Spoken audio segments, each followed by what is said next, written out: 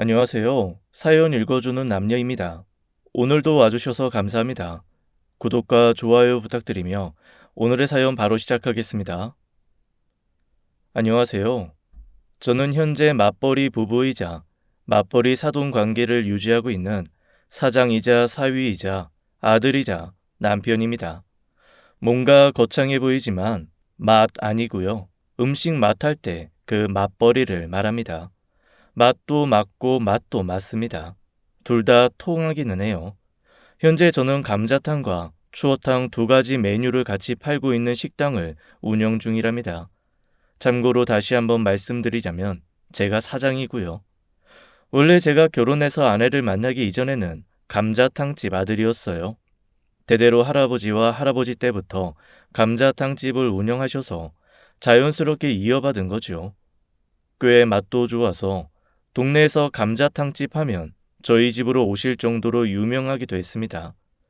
요새는 감자탕집 너무 많고 체인점도 많아서 그 정도는 아니게 되었지만요. 그래도 먹고 살 만큼은 잘 되어 가고 있습니다. 지금도 그렇지만 어릴 때의 저는 그냥 눈 뜨면 눈앞에 감자탕이 있었어요. 냉장고 문만 열어도 있었고 거의 삼시세끼 중 대부분이 감자탕이었습니다. 학교 끝나면 부모님이 하시는 감자탕집으로 달려갔습니다. 아이고, 감자탕집 후계자님 오셨네. 왜 오늘도 학교에서 열심히 공부했어? 빨리 커야지. 너희 아버지도 와주지. 이 꼬마가 언제 다 클꼬? 아마 금방 클 겁니다. 지금이야 생각 없이 주는 대로 먹고 학교 다니고 하지만 나중에는 이 가게 이어받아서 할 진짜 후계자 아닙니까? 그렇게들 말씀하시면 저는 온갖 짜증을 다 냈어요. 저는 죽어도 감자탕집 후계자 안 할 거라면서 말입니다. 어릴 때 보기에 부모님이 식당 하시는 게 너무 싫었어요. 하루 종일 가게 생각만 하시고 새벽 일찍부터 나오셔서 내내 일만 하시는데 제가 커봤자 고작 그런 일을 한다는 게 두렵기도 하고 별로였거든요. 그래서 나는 학교 공부 진짜 열심히 해서 절대로 감자탕집 안 해야지, 죽어도 안 해야지, 나는 성공해야지 하고 일을 바득바득 갈았었습니다. 그런데 제가 몰랐던 게 하나 있었던 거예요. 그래도 저처럼 집에서 뭐라도 하나 해서 물려줄 수 있는 집안이 그나마 낫다는 걸요. 취업문은 좋고 높고 치열했으니까요. 진짜 죽어라 공부해봐야 제가 머리가 나빠서 그런가 겨우 동네에 있는 대학 갈 정도였고 그렇게 대학에 들어가서 경제학과를 졸업했는데 경제학 공부한 걸로 결국에는 감자탕집 매출 계산을 도맡아서 했네요, 제가. 졸업했는데 취직은 안 되고 집에서 빌빌대고 있으니까 너 그렇게 밥축 내고 있을 거면 가게 와서 일이나 도와. 네가 그렇게 싫어하는 감자탕집에는 일손이 얼마나 부족한지 알아?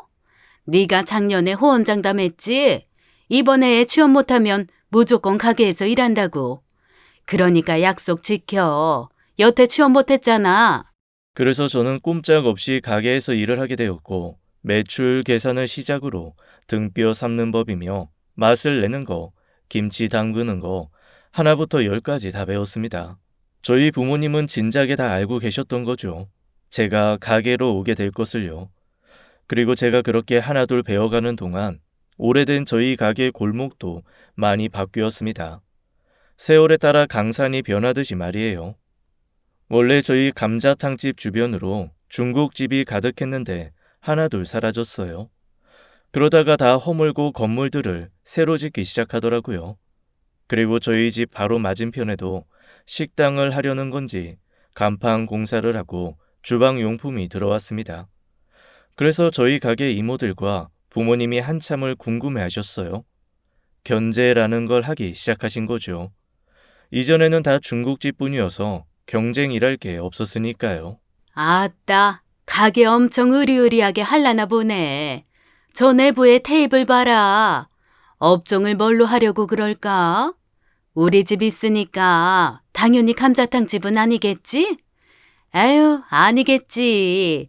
인부한테 물으니 이번 주 안에 다 끝난다는데 왜 내도록 가게 주인은 눈코 빼기도 안 보이나 몰라. 식재료라도 왔다 갔다 해야 뭐라는지 알아챌 건데. 그래도 시작하기 전에 떡이라도 돌리겠지? 무슨 국밥집 같은 거 하는 것 같던데요? 엊그제인가 뚝배기가 잔뜩 와 있더라고요. 그럼 국밥집으로 사람들 많이 몰릴 것 같은데 우리도 손님이 좀 줄어들까요? 이 근방에 국물하는 집은 우리 감자탕 집밖에 없으니까. 저는 속으로 내심 제발 국밥집 들어와라 하고 있었습니다. 우리 가게가 망해야 부모님이 가게를 접고 다른 걸 하실 텐데 라는 막연한 기대가 있었거든요. 억지로 끌려서 일하는 저로서는 어쩔 수 없이 가게가 망해야 다른 길을 갈 수 있을 것 같다는 생각이 아주 절실했습니다. 그리고 기대한 대로 국밥집은 아니었지만 어쩌면 결이 같은 집이 들어왔어요. 바로 추어탕 집이었죠. 추어탕 집이라는 걸 알게 된 후에 저희 부모님은 아주 걱정이 태산이셨습니다. 감자탕보다는 추어탕이 훨씬 건강해 보이잖아요. 좀 있으면 여름이 오는데 그럼 무조건 손님들이 그쪽으로 몰리게 되어 있었습니다. 그래서 저희 엄마께서는 밤만 되면 달 앞에서 그쪽 가게를 보면서 비셨어요. 제발 맛없어라. 맛없어서 오픈하고 맛없는 집으로 소문나라. 그래서 여름 대목에 우리 집으로만 손님 몰려라. 비린내 많이 나는 추어탕집 되라. 제발 망하라고 비시는데 뭐 그렇게까지 하실까라면서 입을 삐죽거렸습니다. 동네 사람들도 그 집에 추어탕 집이 시작하면 저희 집이 휘청거릴 거라고 했습니다. 요 추어탕집 사장님이 엄청 대단하신 분이래. 막 맛집으로 방송에도 나오고 그랬다는구만. 이제 감자탕집 사장님 긴장 좀 하겠어. 여태 편하게 장사했잖요. 동네 사람들도 추어탕집 생긴다고 오픈하면 가보자고들 난리요. 결국에 식당이 동네 장사인지라 추어탕집 오픈을 이틀 남기고 저희 부모님은 피가 말랐습니다. 오픈 반응을 보면 그 집이 앞으로 계속 흥할지 아니면 망할지 단박에 알 수가 있으니 긴장하고 계셨던 거죠. 그리고 오픈하기 하루 전에 제게 말씀하셨습니다. 오픈하는 날 제가 가서 먹어보라고 말이에요. 너도 우리 집서 홀도 안 보고 모르는 사람들은 모르니까 네가 가서 열자마자 먹어보고 와. 알겠지? 먹고 냉정하게 말을 해줘. 맛이 어떤지, 이 반찬 구성이 어떤지, 서비스 어떤 것 주는지, 일하는 사람은 몇 명인지, 사장은 누군가 말이야. 알겠지? 뭘 또 그렇게까지 견제를 해. 누가 들으면 웃어 진짜. 그냥 다 같이 벌어먹고 사는 거지. 그런 것들 알면 뭐하게. 뭐 따라하게. 그리고 나는 태어나서 추어탕이라는 거를 먹어본 적이 없어요. 내내 감자탕만 먹은 사람한테 추어탕을 먹어보라고? 먹어도 맛을 몰라요. 맛이 있는 건지 없는 건지 말이야.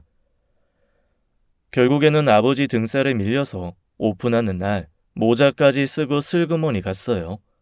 오픈 날이라서 그런지 행사도 많이 해서 손님이 진짜 많았습니다. 두리번거리며 세상 수상하게 추어탕을 먹고 있는데 추어탕 맛 확인할 새가 없었어요. 추어탕집 따님이 심하게 예쁜 겁니다. 제 또래인 것 같은데 사장님 같아 보이시는 분이 딸이라고 하는 걸 들었어요. 그리고 모를 수 없을 만큼 남자 사장님과 그 따님이 많이 닮아 있었고요.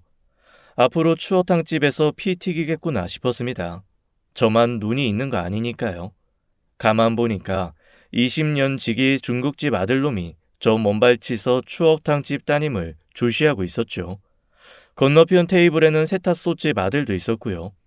저를 포함해서 동네 아들들이 다 쳐다보고 있었습니다. 저는 몇 술 안 뜨고 집으로 슬그머니 다시 돌아왔어요. 제가 오자마자 이모들이랑 부모님이 엄청 꼬치꼬치 물으셨어요.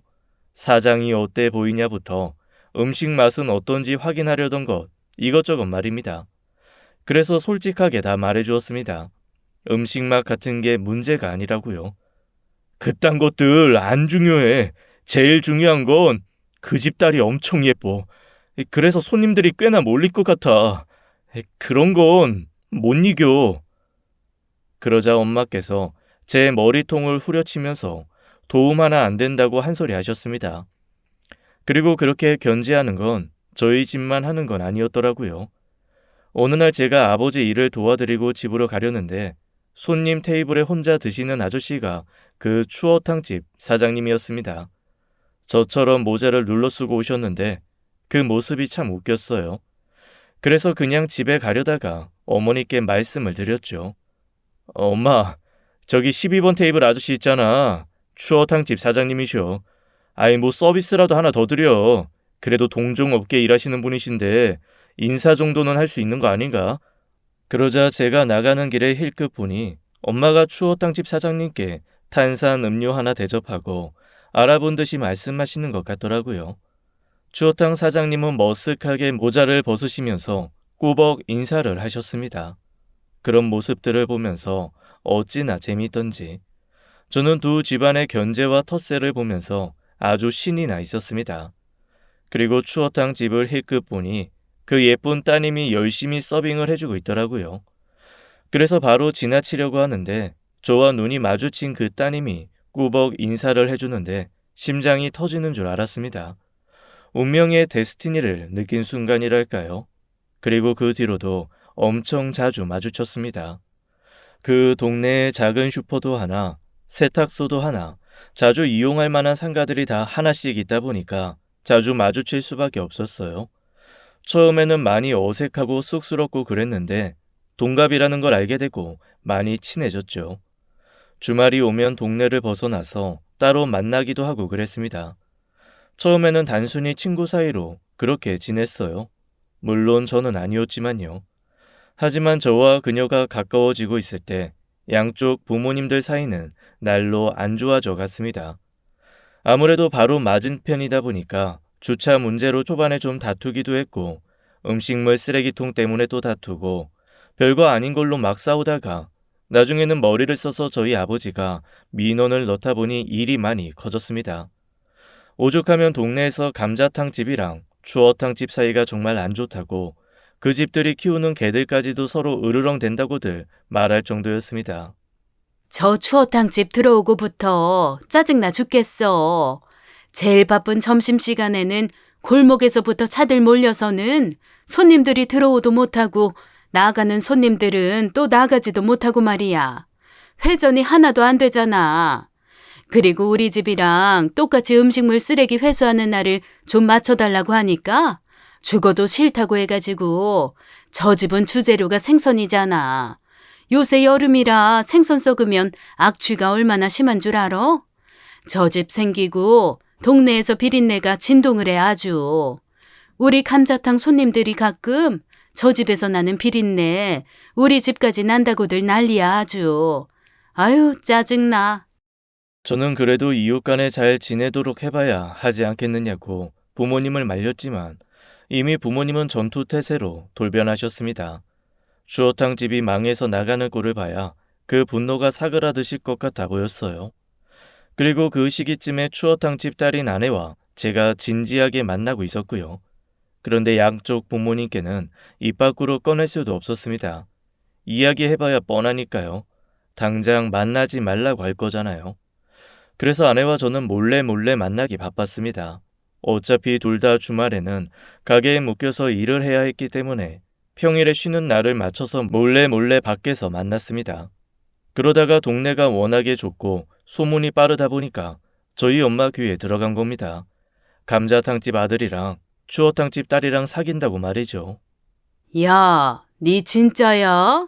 어제 야채가게 사장님이 그러는데 시내 영화관에서 너랑 추어탕집 딸이랑 손잡고 돌아다닌다고 그러던데? 너 그 아랑 사겨? 둘이 만나고 있는 거야? 그거 너네 엄마 아빠도 아시는 거야?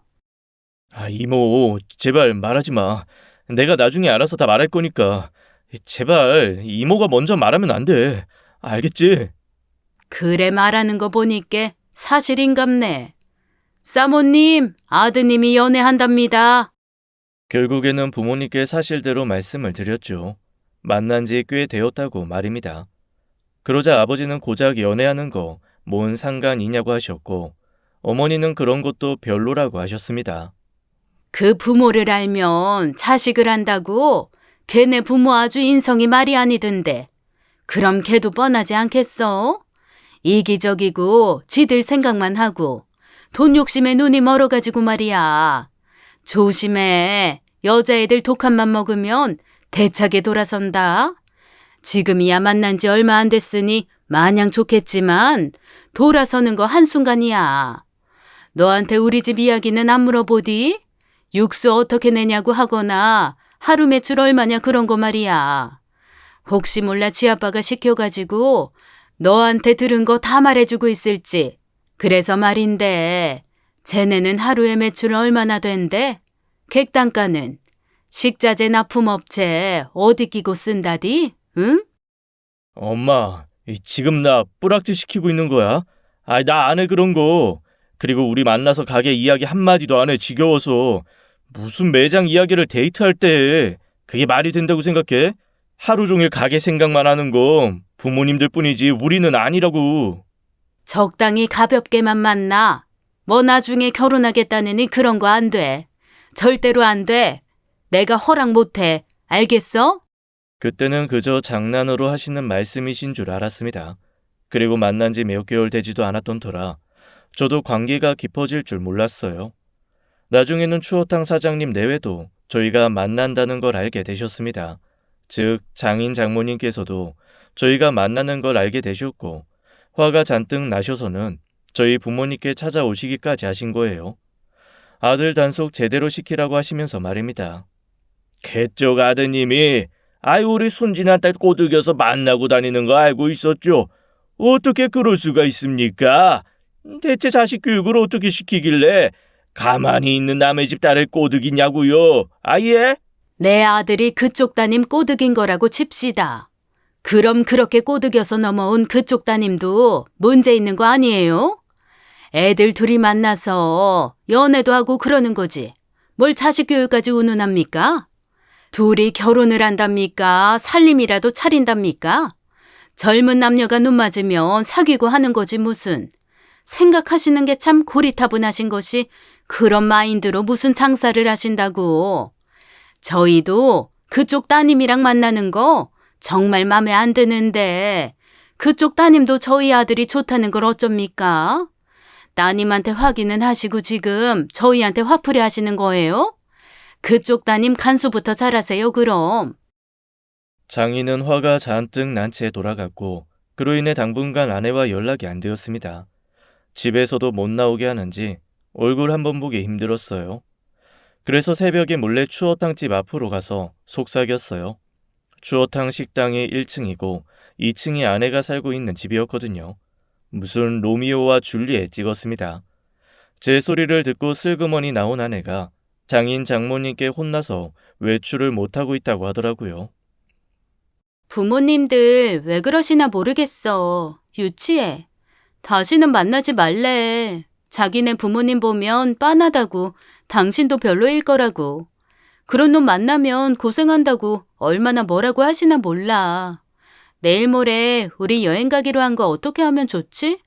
예약도 다 해놓고 계약금도 다 내놨는데 아까운데. 내일 이 시간에 나올래? 내가 매장에 있는 사다리 이리로 갖다 놓을게. 좀 이르긴 하지만 우선 만나서 가자. 이미 간 걸 뭐 어쩌실 거야. 어차피 제주도라 비행기 타고 또 배 타고 들어가야 돼서 잡으러 오시지도 못해.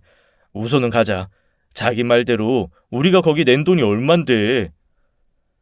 그때쯤에 아내와 저는 매장에서 일한 돈을 따로 모아서 제주도 여행을 계획해 놓은 상태였어요. 만난 지 1년 기념으로 말이죠. 그래서 양쪽 부모님 몰래 다음날 사다리로 아내를 내려주고 바로 튀었습니다. 알게 뭐예요. 다녀와서 두들겨 맞던 하면 그만이었던 거죠. 아내랑 신나게 제주도에서 2박 3일 여행을 다녀오고는 집에 갈 때가 되니 그제야 불안하더라고요. 그때는 저나 아내나 둘 다 핸드폰이 없어서 부모님께 친구랑 놀러 간다고 쪽지 하나 남기고 오긴 했는데 집에 가면 죽으려나 별의별 생각을 다 하게 되었습니다. 그런데 집으로 돌아가는데 너무나도 조용한 겁니다. 심지어 저희 집 가게 문이 닫혀 있는 거예요. 한참 영업을 할 시간이었거든요. 이상하다 싶어서 안에 들어가 보니 주방이 새카맣게 그을려져 있었습니다. 놀라서 다시 밖으로 나가니 아내도 밖으로 나와 있었어요. 세탁소 아주머니가 그러시는데 자기네 집 불났었대. 어머님이 화상 입으셔서 실려가셨다는데 우리 부모님도 도와주시느라고 같이 병원 가셨다고. 얼른 가보자. 저와 아내가 불장난을 하는 동안 저희 집에는 진짜 화재가 나고 있었던 거예요. 놀라서 헐레벌떡 병원에 가니 엄마가 팔에 붕대를 감고 계셨습니다. 저를 보자마자 아버지가 등짝을 막 때리시더라고요. 어디 갔었냐고. 매장이 너무 바빠서 정신이 없어서 불난 것도 한참 뒤에 알았다고 말이죠. 너무 죄송스러워서 고개를 푹 숙이고 있는데 어머니 옆에 계시던 장인 장모님이 저와 아내를 보더니 너네 왜 둘이 피부색이 똑같아? 너네 둘이 여행이라도 갔다 온 거니 설마? 어머, 여보 저거 봐. 쟤네 팔에 똑같은 팔찌 찼잖아. 정말인가 보네. 이 철딱선이 없는 것들. 야, 이 기집애야. 너 친한 친구 아버님 돌아가셨다면서 거짓말하고 간 거야? 이 기집애가 진짜 제대로 미쳤나 봐. 야, 이 망아지 같은 놈아. 내가 제일 바쁜 날이라고 집에 꼭 붙어 있으라고 했는데 그걸 못 참고 뛰쳐나가? 그것도 여행을 가? 아내는 장모님께, 저는 엄마에게 등에 불이 나도록 얻어맞았습니다. 지금 생각해보면 웃음밖에 안 나네요.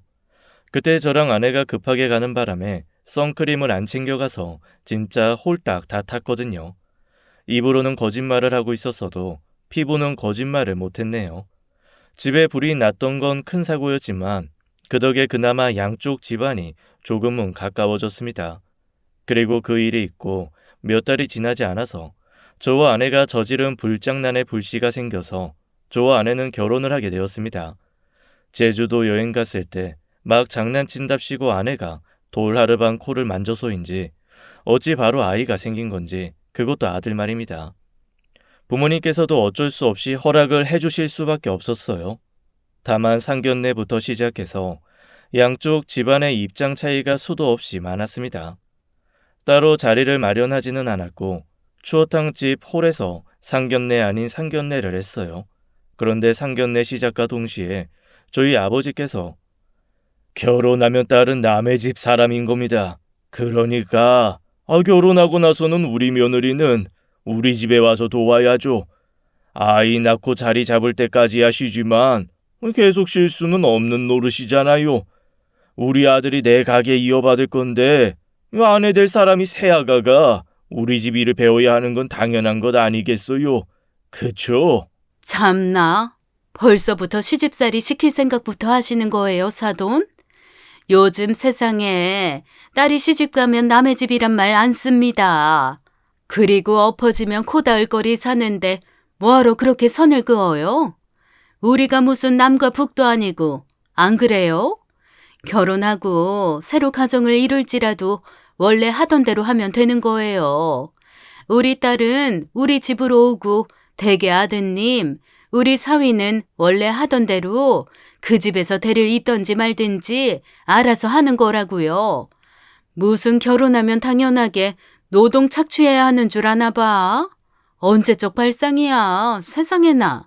저와 아내가 결혼하고 몰래 하던 대로 일을 할 것인지 달리 할 것인지가 양쪽 부모님께는 가장 중요한 사항이었습니다.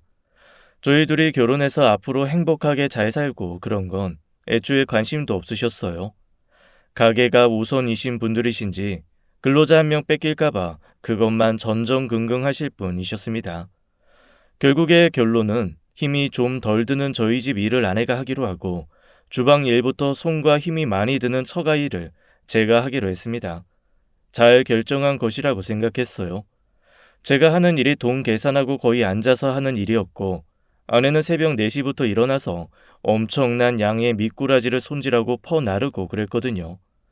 아이를 가진 상태라 어차피 그 일을 할 수는 없었지만 저 또한 부모님 매장에서 일해봐서 알기에 사람을 또 새로 채용해서 그 새벽에 일하게끔 지시하고 가르치는 게 힘들잖아요.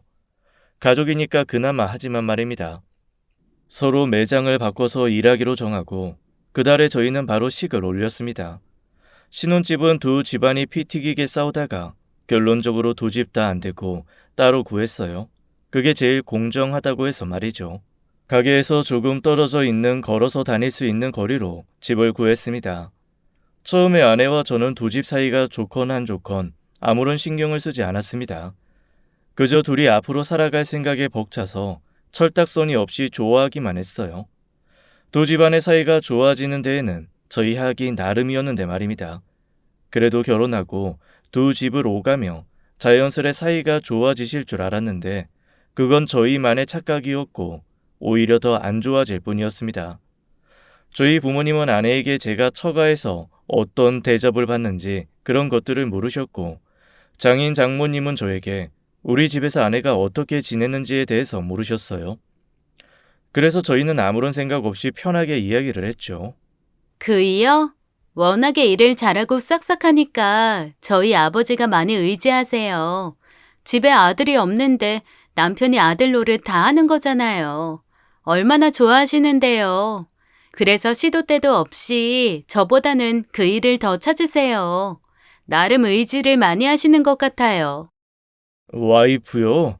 아이 착하고 싹싹하니까 저희 부모님이 정말 좋아하시죠. 딸 하나 더 생긴 것 같다고 아내가 애교가 많기도 하고 그래서 알아서 저희 부모님께 잘하기도 하고 그러니 안 예뻐할 수가 있나요?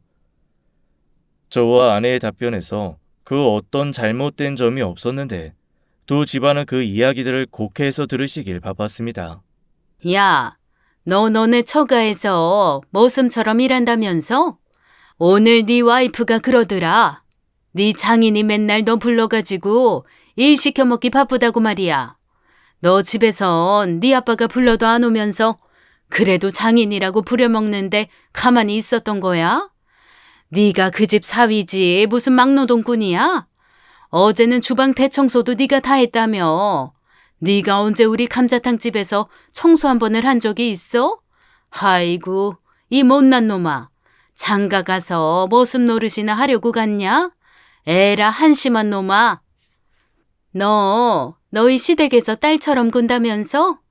너는 집에서 상전인데 그 집에서는 딸인가 보다.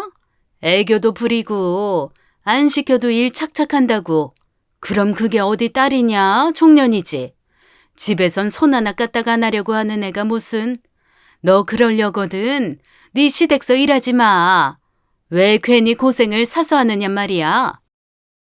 열심히 해도 안 된다. 편하게 지내도 안 된다. 그저 안 좋게만 보시는데 그래서 하는 수 없이 저와 아내 모두 서로의 집에 가서는 말을 아꼈습니다. 뭘 물으셔도 제대로 대답 안 해드렸죠. 해드리면 뭐해요. 어차피 꼬아서 들으시는걸요. 그런데 시간이 좀 지나서 아내가 조금씩 배가 불러오면서 그나마 해오던 일도 할 수가 없게 되었습니다. 쉬어야 할 시기가 오게 돼서 일을 그만두게 되었어요. 그런데 하필 그때가 제일 바쁜 성수기인지라 아내가 빠진 저희 감자탕 집이 일손이 부족해서 일이 힘들어지게 된 것입니다. 요새는 사람 뽑을래도 없어. 아이 그리고 언제 뽑아서 언제 다 가르쳐. 새아가가 하던 거 이 원래 네가 하던 일이니까 네가 처가 일 도와주고 남는 시간에 와서 도와. 알겠지? 처가에서 그렇게 머슴처럼 일한다면서 그럼 체력이 남아도시나 본데 집에 와서도 좀 해 이거사. 이래저래 욕먹으니 그냥 가서 하는 게 올백번 나아서 군말 없이 두 집을 오가면서 일을 했습니다. 지금 하라면 못합니다. 정말 많이 힘들었어요. 하루에 16시간을 일했습니다. 새벽 4시에 일어나서 추어탕집 문을 열고 장인 어른이랑 탕 끓이고 다시 감자탕집으로 넘어가서 점심 매출 계산 좀 해주고 또다시 추어탕집 넘어가서 저녁 장사 칠 거 하고 감자탕집 마감할 때 또 건너가서 마감 매출 정리해드리고 나중에는 정신이 없어서 이 집 일인지 저 집 일인지 오락가락했었습니다. 그래도 그렇게까지 해드리면 서로 좋게 봐주시겠지 싶었어요. 그런데 아니나 다를까 좋게 보기는커녕 왔다 갔다 하는 저를 독점하고 싶으셨는지 점점 저를 잡아두시기 시작했습니다. 아이 자네, 오늘도 자네 집 가지 말지 그래. 예약이 꽉 차서 낮에도 일손이 좀 필요해. 아무리 준비를 많이 해놨다고 해도 자네 낮에 집으로 넘어가 버리면 그때부터 벅차. 많이 힘들다니까. 이 자네 장모 힘들어서 밤마다 끙끙 앓아. 얼마나 안쓰러운가 몰라. 장모 아프면 우리 딸이 얼마나 속상해하는지 아나? 아이 자네 학이 달렸어 뭐든. 아, 네. 오늘은 그럼 낮에까지 일하다가 넘어갈게요. 너무 걱정 마세요. 나 하나 없어도 뭐 알아서 잘 되겠거니 하고는 그날 저희 집에 안 갔죠. 그랬더니 쫓아오신 거예요. 아버지께서요. 야, 이 자식아, 이 바빠 죽겠는데 왜 안 와? 너 기다리느라고 네 엄마 목 빠지겠다. 아이 정리 빨리 하고 당장 나와. 일할 게 산더미야 임마. 오늘 할 거 많다고 말했었잖냐. 기억 안 나? 이 젊은 놈이 정신머리하고는. 아이 오늘 우리 사이 그 집 못 가요. 우리도 할 일 많으니까 아이 하루만 시간 더 내준다고 했어요. 그러니까 불러내지 마세요. 아니 내 아들 내가 데려다가 쓰겠다는데 그게 무슨 개똥 같은 소리람. 아이 우리도 일이 태산이야 태산. 원래 정했던 대로 해야지. 아 이거는 상도가 아니지. 그 작은 본디 산도덕이 없어서 그러나 본디. 아 이러는 건 아니죠. 결국에는 또 싸움으로 번져서는 동네 분들이 나오셔서 말리고 저도 말리고 한 가족이 된 마당의 사이가 나아지질 않으니 미칠 지경이었습니다. 그래서 하는 수 없이 제가 잠수를 타버렸어요. 사실 저도 이리 치이고 저리 채여서 너무 힘든데 그 힘든 와중에 두 집안이 계속 싸우시니까 버틸 힘이 없더라고요. 배가 많이 불러온 아내를 데리고 또 제주도로 가버렸습니다. 아내는 어리둥절해서는 그래도 되냐고 물었죠. 아이 몰라. 언제는 우리가 태어났을 때부터 가게를 도와드렸나? 그거 아니잖아. 없으면 없는 대로 돌아가게 되어 있어. 나 2달 내내 하루도 안 쉬고 16시간씩 일했어 여보. 그래서 이틀 정도는 쉬어도 돼. 쉴 자격 충분히 있어. 결국엔 예전에 아내와 결혼 전에 떠났던 제주도로 다시 도피를 해버렸습니다. 그 와중에 걱정은 돼서 주말과 금요일은 제외하고 월화에 다녀왔어요. 어릴 때는 잘 몰랐는데 나름 나이 먹고 가장 되었다고 가게에 조금이라도 문제가 생기면 그게 결국 제 책임의 문제가 되더라고요. 제주도로 튄 마당에 할 소리는 아니지만 제가 빠져도 문제 없을 날에 튀었다는 말씀을 드리는 거예요. 아무리 몰래 간 여행이기는 했지만 그래도 나름 휴식이 되더라고요. 그렇게 제주도에 다녀오고 다시 가게로 돌아가니 의외로 양쪽 부모님들께서는 아무 말씀도 하지 않으셨습니다. 아마도 제가 힘들었을 거라는 걸 잘 알고 계셔서 그러셨던 것 같았어요. 차라리 어릴 때처럼 혼내셨으면 그게 더 나았을 텐데 다녀와서 마음이 더 무거워졌습니다. 그런데 거기서 끝난 게 아니었습니다. 자식 힘든 거 알고 서로 이해하고 배려해 주시고 계시다고 생각했어요. 하지만 아내가 아이를 낳고 다시 원점으로 돌아간 기분이었습니다. 아내는 아들을 낳았고 아내가 출산하는 날은 양쪽 집이 모두 휴업을 했습니다. 그만큼 손주 사랑이 지극하셨던 것이었죠. 그리고 손주 사랑을 넘어서서 가게를 물려받을 후계자로 생각을 하신 겁니다. 녀석 튼튼하니 지 아빠랑 아주 판박이구만. 우리 감자탕집 3대가 이어서 할 수 있겠는데? 아가 고생했다 고생했어. 사돈 감자탕집 3대라뇨. 아직 아무것도 정해진 거 없는데 그 무슨 소리세요? 물론 아이 결정권이 제일 중요하지만 제 딸이 낳았습니다만 그러니 당연히 저희 집 매장을 이어서 해야 하는 게 맞지 않겠어요? 왜 우리 딸이 죽어라 힘들게 낳아서 남의 집 가업을 잇습니까? 그래요 안 그래요? 너무 당연한 듯이 말씀하시니까 저야말로 너무 당황스럽네요. 허허, 아이 사돈 말씀이 너무 서운하십니다. 왜 우리 손주가 그쪽 집안 자식만 된다는 듯이 그리 말씀하심 섭섭하죠. 엄연히 우리 아들 피도 섞여 있는데 말입니다. 우리는 원래가 대대로 감자탕집 다 물려받아서 해왔습니다. 집안 전통이에요. 그러니 우리 손주도 따라서 하는 게 맞는 거죠. 아들이지 않습니까? 사돈이야말로 말씀 막 하시네. 우리는 60년 전통 추어탕집이에요. 적어도 100년 맞춰 가야 할 거 아니겠습니까? 안 그래도 우리 딸 결혼하고 그 집에다가 뺏긴 기분이고만 손주까지 뺏기라고요. 어림도 없지요. 다른 말 말고 우리 손주는 무조건 추어탕집 후계자 할 겁니다. 상관 마세요. 아빠까지 왜 그래? 그만 좀 해. 내가 언제 동의한 적 있어? 우리 아들은 공부시킬 거야. 가게 일 안 시킬 거라고. 어머님, 아버님, 무엇보다 아이 선택이 우선이죠? 어찌 됐건 아이 크는 거 보면서 그때 다시 이야기하는 걸로 해요. 아직은 아무것도 모르잖아요. 제 속으로 낳은 자식 저도 모르고요. 이제 막 태어난 손주를 앞에 두고 양쪽 집안 어르신들께서 감자탕집 후계자다, 추어탕집 후계자다 하시는데 그 순간에 저와 아내는 서로를 봤어요. 애를 데리고 도망가야 하나 하고 말이죠. 그리고 역시나 두 집안의 기대와는 전혀 반대로 우리 아들은 감자탕, 추어탕이라면 치를 떨었습니다. 냄새 맡기도 싫어했어요. 꼭 저의 어릴 적 모습을 보는 것 같더군요.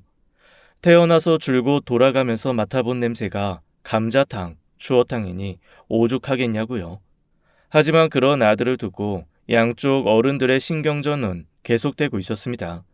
아직 7살도 채 안 된 아들에게 뭐가 좋냐고 묻기도 하고 가게며 집이며 다 줄 테니 추어탕집이 좋냐 감자탕집이 좋냐 물으시기도 했죠. 하다 이제는 애도 짜증이 났는지 둘 다 싫어. 둘 다 맛없어. 라고 하는데 그도 그럴 것이 분명 저와 아내의 합작인데 아들이 돼지고기 알레르기가 있어서 감자탕을 못 먹어요. 게다가 생선류도 안 맞아서 먹으면 설사를 막 하고요. 결국에는 진짜 두 쪽 집안 음식을 다 못 먹는 셈이죠. 얘는 진짜 다른 거 시켜야겠는데? 적어도 맛은 볼 수 있어야 되는데 한 입만 먹어도 올라와. 어쩔 수 없이 다 안 되는 게 다행이라고 해야 하는 건지 아니라고 해야 하는 건지. 에이, 나도 이랬어야 하는 건데 나는 가리는 음식이 없어가지고서는 부럽구나 아들아. 그래도 저희 아들 태어나고 양쪽 부모님들께서 연세도 더 지긋하게 드시면서 이전보다는 많이 약해지셨어요. 크게 말싸움이 오가는 일도 거의 사라졌습니다. 나이를 먹으면 싸울 힘도 없어져서 그런가 보다 했고 한편으로 나이 들어가는 부모님의 모습에 마음이 약해지기도 했습니다. 그리고 첫째로 아들을 낳은 아내는 아들도 좋지만 딸도 있으면 좋겠다면서 둘째를 계획해 보자고 하더라고요. 저도 딸아이가 좋아서 동의를 했고요. 극성 맞은 부모님 덕에 한 번씩 기분 상할 일들이 있기는 했지만 적어도 그런 부모님들 덕에 아내나 저나 경제적으로 힘든 부분이 없었습니다. 부모님께 정말 감사해야 하는 부분이었죠. 다른 친구들처럼 학교 졸업하고 취업에 몸살을 앓을 일도 없었고 알아서 일할 자리를 마련해 주신 셈이었으니까요. 그렇게 조금씩이나마 부모님께 감사함을 느끼고 저 또한 부모의 입장이 되어서 생각해 볼 무렵 부모님의 시간과 우리의 시간은 다툼을 또 한 번 겪게 되었습니다. 크게 문제가 없어 보이던 장인어른께서 갑작스레 몸이 안 좋아지셨고 몸살 정도로 생각해 병원을 찾으셨는데 췌장암이라는 진단을 받으셨습니다. 저는 솔직히 암이면 다 나을 수 있는 건 줄 알았어요. 더군다나 장인어른이 저보다도 덩치가 좋으시고 건강하신 분인지라 금방 극복하고 나아지실 줄 알았습니다. 하지만 장인어른이 췌장암 진단을 받으시고 하루가 다르게 말라가셨죠. 나중에는 자리에서 일어나는 것도 벅차하셔서 가게에는 나오지도 못하셨어요. 아내가 울면서 말하기를 장인어른이 한 달도 채 못 사실 거라고 했습니다. 우리 아버지 불쌍해서 어떡해? 여태 고생만 하시고 이제 숨 좀 돌리시려는데 어떻게 병이 오냐? 정말 하늘도 무심하시다. 하고 많은 사람 중에 왜 하필 우리 아버지를 이렇게 빨리 데려가려고 하시냐고. 너무하다, 너무해. 저희 부모님께서도 장인어른이 너무 걱정되신다면서 췌장암에 좋다는 약재며 좋다는 음식을 다 해다가 갖다 드렸어요. 그리고 아내처럼 드리고 오는 길에는 다들 우셨습니다. 모두가 보기에도 장인어른이 나아질 기미가 전혀 보이지 않았던 거예요. 그러다 아예 끼니도 제대로 못 드실 때쯤에는 장인어른께서 옛날 이야기를 많이 하셨습니다. 우리 딸이 이 지금 우리 손자만 할 때 얼마나 예뻤나 몰라.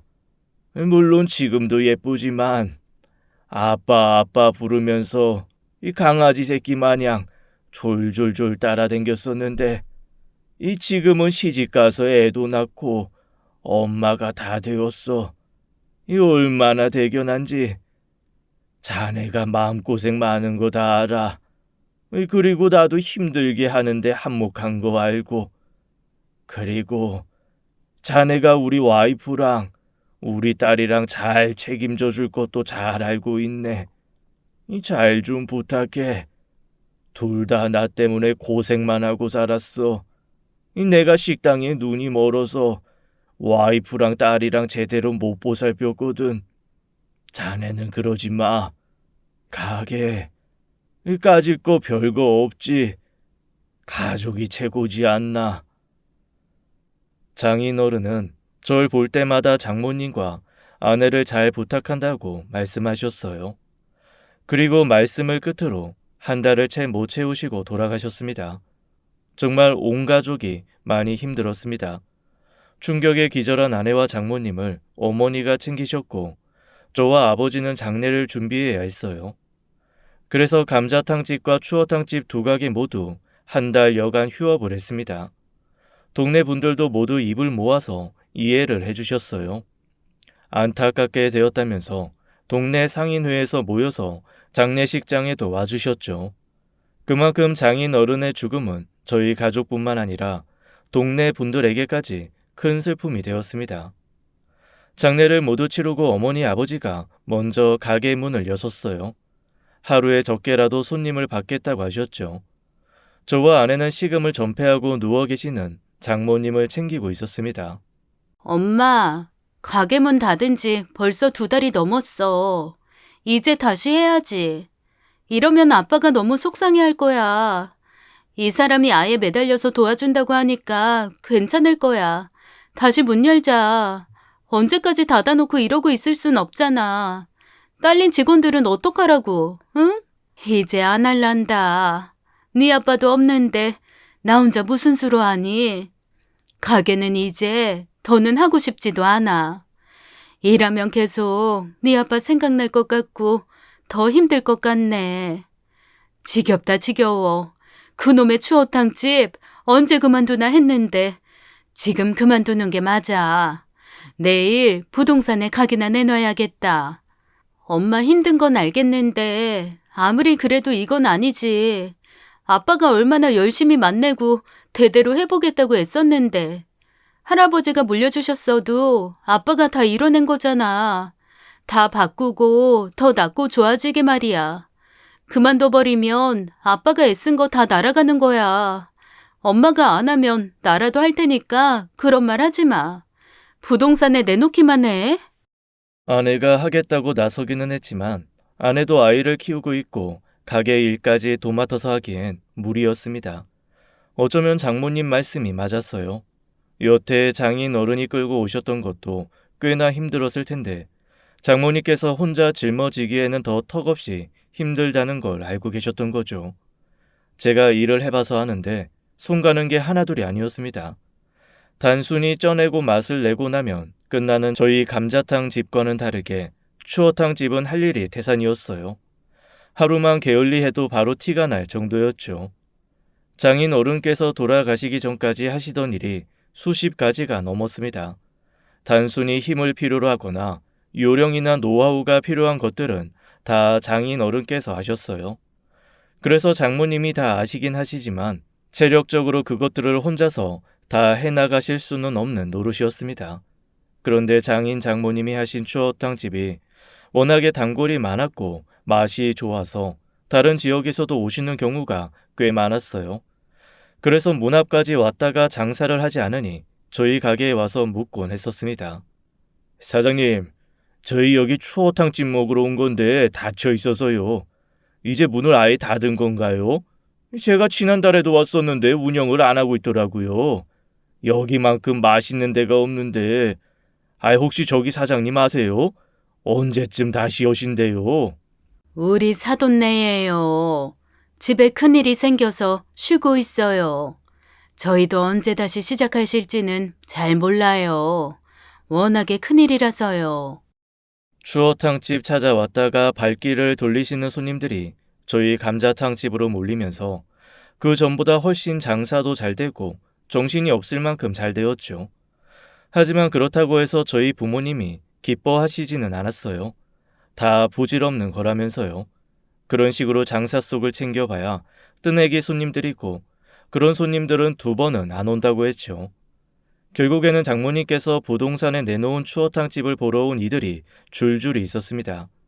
워낙에 몫이 좋았고 장사가 잘 되었던 곳이니 너도 나도 그 자리를 차지하겠다고 나선 겁니다. 매일매일 가게를 보러 오는 사람들을 지켜보던 아내는 눈물을 터뜨렸습니다. 정말 가게를 내줘야 하는 거냐면서 한스러워했어요. 돌아가신 장인 어른이 힘들게 운영하시던 곳이다 보니 더욱이 그랬습니다. 그리고 저 또한 장인 어른과 같이 일하면서 많이 가까워졌던지라 아내와 같이 눈물이 나더라고요. 그래도 저는 눈물이 안 날 줄 알았는데 가게 안에 들어오면 저도 모르게 눈물이 많이 났습니다. 하지만 그렇다고 해서 양쪽 가게를 모두 운영할 자신은 없었어요. 저희 집 감자탕집이야 제가 모든 걸 다 꿰고 있으니 갑자기 아버지가 돌아가신다고 해도 무리가 없을 만큼 잘 알고 있었지만 처가인 추어탕집은 제가 겉핥기식으로만 겨우 알고 있었기 때문이었죠. 아내가 저처럼 모든 걸 다 꿰고 있기는 했지만 그렇다고 아내 힘으로 온전히 다 꾸려나갈 수는 없었습니다. 그러다 한 분이 추어탕집 자리에 크게 햄버거 가게를 내겠다고 찾아왔어요. 원래 건물 금액보다 훨씬 더 많이 쳐주겠다고 제안을 하면서 말이죠. 아쉬울 것 없이 처리해도 될 만큼 큰 금액이었습니다. 그래서 부동산 직원분께서도 서두르라고 부추기실 정도였어요. 왜 그 있잖아요. 광고에도 나오는 그 햄버거 가게. 그거 체인으로 크게 내려고 하잖아요. 여기 근처에 지나가는 사람들 많으니까 그 뜨내기 손님들 잡으려고 오는 거지. 여기 동네 사람들보다는. 그래서 큰 돈 내고 사려고 하나 봐요. 아, 이거 완전 기회예요. 마음 바뀌기 전에 빨리 팔아버려요, 사장님. 하지만 정말 사겠다는 사람이 나타나자 오히려 장모님께서 흔들리셨습니다. 막상 팔려고 보니 많이 아쉬우셨던 거죠. 그런 모습들을 바로 곁에서 저희 부모님도 다 보셨습니다. 그러다 어느 날 저희 아버지께서 저와 아내를 따로 부르셨어요. 그러더니 그 추어탕 자리를 팔지 말자고 하시는 겁니다. 추어탕 집이 아닌 저희 감자탕 집을 팔자고 하시면서 말이에요. 아버지, 그게 무슨 황당한 말도 안 되는 소리예요. 멀쩡히 잘하고 있는 감자탕 집을 왜 팔아버려요? 우리는 워낙에 오래되었잖냐. 그래서 맨날 수리하는 데만 돈 엄청 쓰고 온전히 우리 건물도 아니고 반은 남의 건물이니까 우리가 추어탕 집으로 들어가자. 차라리 확장 공사를 해서 감자탕이랑 추어탕을 같이 파는 거야. 한 자리에 온 가족이 모여서 다 같이 하면 바깥 사돈 없어도 충분히 우리 힘으로 둘 다 할 수 있을 거다. 대신 확장 공사하는데 시간은 좀 걸리겠지만. 하지만 아버지 이야기를 듣고 나니 설득이 되어 버렸어요.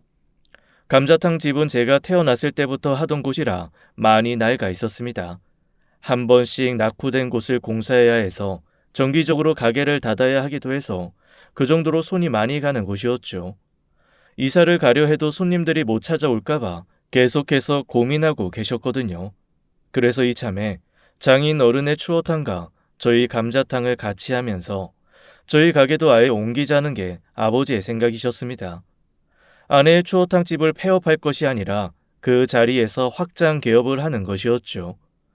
결정을 하고서 저와 아내는 그 사실을 장모님께 설명드렸습니다. 그러자 장모님이 너무나 좋아하셨어요. 현실적으로 가게를 운영할 수 없어서 가게를 내놓기는 했지만 돌아가신 장인 어른을 생각하자니 많이 아쉬웠다고 하셨습니다. 그런데 이런 식으로라도 해결이 된 듯해서 마음이 훨씬 가벼워지셨다고 했죠. 그래서 장모님은 부동산과 계약을 하는 것이 아니라 저희 아버지와 계약을 하시고는 이후에 확장 공사에 들어갔습니다.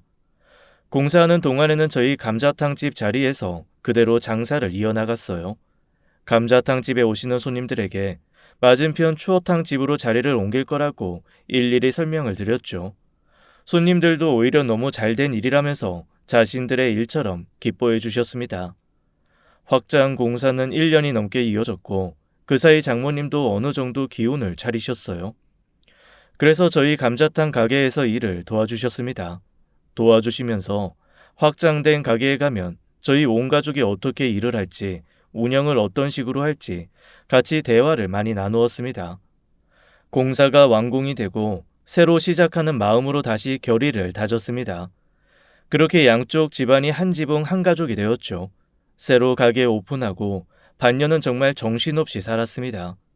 아내와 장모님은 돌아가면서 아이를 케어해 주셨고 저와 아버지는 아내에게 새로 추어탕 만드는 법을 배워서 새벽마다 준비하느라 정신없었어요. 손님들은 그렇게 없어질 뻔했던 추어탕 집이 다시 생겨서 좋다고들 하셨죠.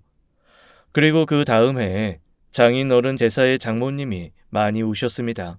슬픔의 눈물이라기보다는 그래도 이렇게라도 하고 있다고 돌아가신 장인어른께 전할 수 있어서 기쁘신 것 같았어요. 아내는 그 모습을 지켜보면서 저와 아버지께 감사의 인사를 했습니다. 아버님 아니셨으면 아마 아버지 첫 제사에 한이 가득했을 거예요. 아버지가 오래 하고 싶어 하셨던 가게인데 돌아가셨다고 접으면 돌아가신 아버지께 어떻게 말씀드릴 수 있을지. 감사해요, 아버님. 아버님이랑 이 아니었으면 지금 이렇게 하고 있지도 못했을 거예요. 돌아가신 아버지도 엄청 감사해하고 계실 거예요. 아니다. 내 속 편하려고 이렇게 한 거니까 너무 신경 쓰지 마라. 우리가 너네 결혼시키고까지도 얼마나 싸워댔냐. 싸운 정이라고 그렇게 네 아버지 보내고 어찌나 마음이 안 좋던지. 정말 내 마음 편하자고 한 일이니까 그렇게까지 감사할 필요 없다. 그리고 우리 이제 진짜 가족이잖냐. 가족끼리 이 정도는 하고도 남지. 수십 년이 지난 지금도 저희는 감자탕집과 추어탕집을 운영하고 있습니다. 하지만 저와 아내는 사장 딱지만 달고 있지 일선에서 물러나 있고 지금 이렇게 유지하게끔 도와주신 아버지도 돌아가시고 안 계십니다. 대신에 그렇게나 감자탕과 추어탕이 싫다던 우리 첫째 아들과 장인 어른 돌아가시고 그 다음 해에 가진 우리 둘째 딸까지 두 녀석이 열심히 운영하고 있어요. 어쩌면 돌아가신 장인 어른과 아버지가 이렇게 모든 가족들을 흩어지지 않고 모여서 지낼 수 있게 만들어 주신 게 아닐까라는 생각을 하고 있습니다. 지금까지 사연 읽어주는 남녀였습니다. 끝까지 함께 해주신 여러분 감사드리며 저희는 다음 사연으로 돌아올게요. 감사합니다.